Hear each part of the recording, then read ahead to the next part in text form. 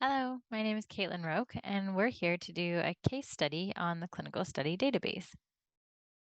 So the Clinical Study Database is still less than a year old, but there were several reasons why we decided to create this tool and several reasons why we're excited to use this tool for projects going forward. So one example of a big project that GOED had undertaken several years ago was a review of the literature on blood pressure. This was a very significant accomplishment and led to a health claim related to blood pressure. So in order to collect the information for that, we conducted a classic academic search in which we looked for articles related to blood pressure and then reviewed each article to pull out the relevant information. So the project template kind of looked something like this. So this was the details page. We have columns for author, country of publication, health characteristics, age range, etc. So all really important information to collect in order to assess these studies for their relevance to the question of interest and their outcomes. So as I scroll through, you can see other relevant information like dosage, outcome measurements, the statistic or the actual data that was collected. So this is a lot of information. So Excel can be a wonderful tool to collect our data and to organize and sort it.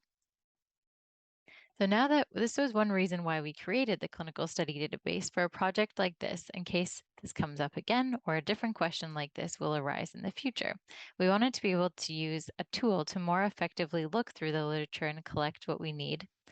So if we take a look at the clinical study database, we can walk through how we might have generated this data had the clinical study database existed at that time.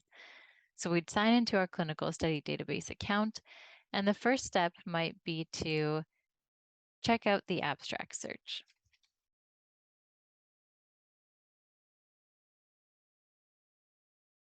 So when we log in, the abstract search can allow us to look for study author, outcome of interest, or journal. So in this case, we're looking for an outcome such as blood pressure. So when I press search, what the database is doing, it's asking PubMed, hey, what articles have been published related to blood pressure? It's bringing it back, and then we filtered through this list to assess relevance. Is it actually about EPA and DHA? What type of study is it?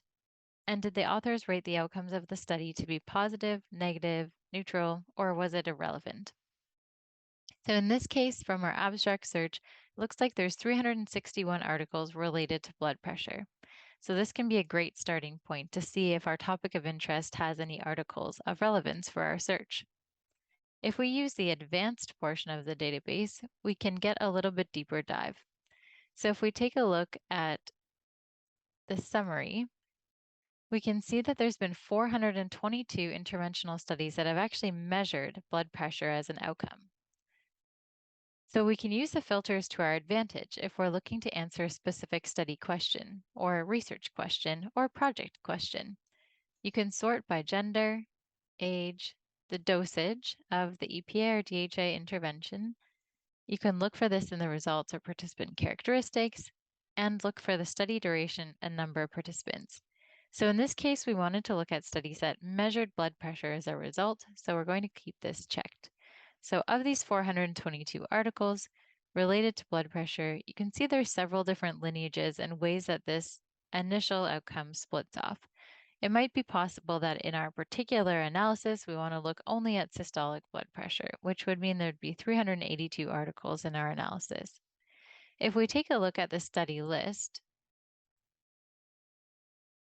it basically has provided the skeleton for us in which our other Excel document was based on. We have the year, the PubMed ID, the title of the study, the dosage, duration, and number of subjects. This is great. This has saved us a lot of time in compiling those details from the study into a sheet like we had done before. So we've already saved time in the search as well as some of the data compilation. If we wanted to take a look at one of the studies, we can see how we might pull other details from this study. So let's take a look at this study here. So as we go into the article details page, right now it's selected to look at term-specific data. So as I scroll down, we can see that outcomes related to blood pressure have been measured in various components of the study. So for example, if I want to look at diastolic blood pressure in the results, we can see that this study includes multiple groups and multiple time points in which blood pressure was measured. So this can be a way for us to pull out some of the significant or not significant data and add it into our Excel sheet. If we wanted to look at all study data, we can click on this tab here, and now it's filtered for every outcome measured in the study. This might be helpful if we're looking at other indications of health or other measurements as per our original Excel sheet. We can look at the age of the groups and the number of people from our original table or from this data here. So I just wanted to give an example of how the clinical study database can be used to answer a research question on a particular health outcome, especially a huge undertaking like blood pressure, which involves hundreds of interventional studies.